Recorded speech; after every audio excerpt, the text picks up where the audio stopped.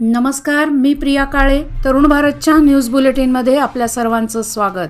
आता पाहूया ठळक घडामोडी.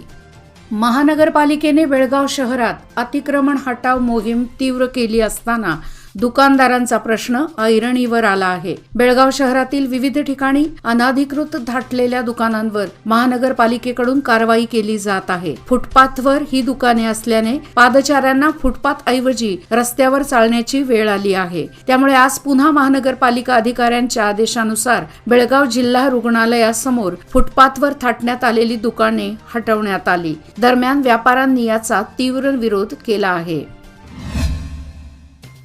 31 जुलैच्या पहाटे जयपूर मुंबई धावत्या एक्सप्रेसमध्ये आरपीएफ जवानाकडून प्रवाशांवर अंधाधुंद गोळीबार करण्यात आला होता. या गोळीबारात आरपीएफ अधिकाऱ्यासह 4 प्रवाशांचा जागीच मृत्यू झाला होता.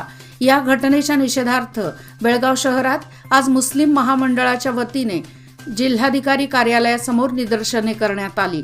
यावेळी आरोपीला फाशी देण्याची मागणी करण्यात आली. या आशयाचे निवेदन जिल्हाधिकाऱ्यांमार्फत राष्ट्रपतींना सादर करण्यात आले. केएलएस पब्लिक स्कूल पिरनवाडी येथील जंगल भागात आढळलेल्या जखमी सशाला फेसबुक फ्रेंड सर्कलचे प्रमुख संतोष दरेकर यांनी जीवदान दिले. महंतेश नगर बेळगाव येथील पशुवैद्यकीय रुग्णालयात सशावर उपचार करण्यात आले. त्यानंतर ससा वनविभागाकडे सुपूर्द करण्यात आला. वनविभागाच्या अधिकाऱ्यांनी केएलएसचे विद्यार्थी, व्यवस्थापन, शिक्षक आणि कर्मचारी यांच्या कार्याचे कौतुक केले.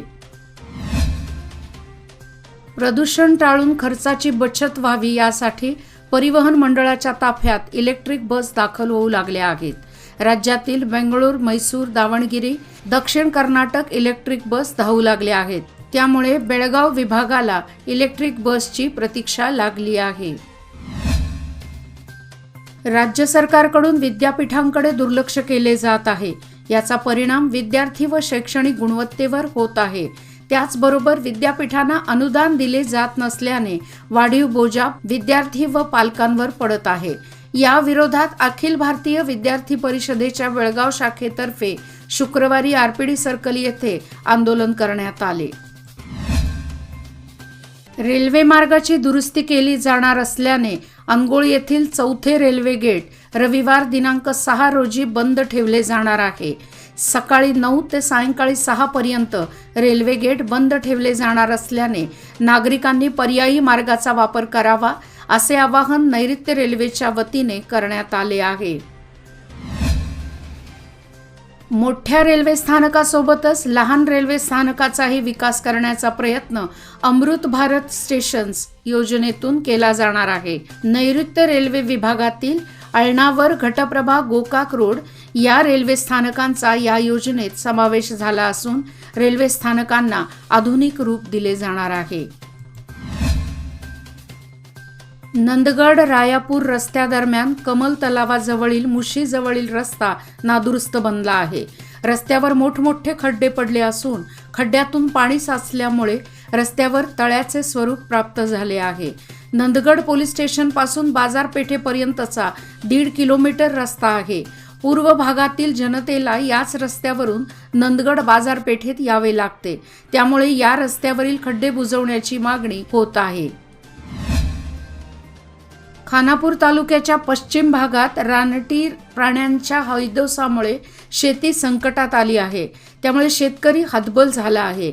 असे असताना आता पूर्व भागात खानापूर लगत असलेल्या कुपटगिरी, येडोगा, लक्केबैल, लाकोळी आणि बलोगा या परिसरात रानडुकरांकडून भात, ऊस पिकाचे नुकसान सुरू झाले आहे. त्यामुळे शेतकरी हतबल झाला आहे. वन विभागाने रानडुकरांचा बंदोबस्त करण्याची मागणी शेतकऱ्यातून होत आहे. हिडकल येथील राजा लखमगौडा जलाशयात शुक्रवारी 39 टीएमसी पाणीसाठा तयार झाला आहे. तर जलाशयात 14,000 क्युसेक पाण्याची आवक होत आहे. गत 2 दिवसांपासून नदीच्या प्रवाहातून अधिकचे पाणी मिळत असल्याने आवकेच्या संख्येत 4,000 क्युसेक पाण्याची वाढ झाली आहे. त्यामुळे यंदा जलाशय पूर्ण क्षमतेने भरणार अशी शक्यता आहे. कोगनोळी आरटीओ चेकपोस्ट नजीक थांबलेल्या मालवाहू ट्रकला चेसीने धडक दिल्याने दोघेजण गंभीर झाल्याची घटना शुक्रवारी पहाटे 5:30च्या सुमारास घडली।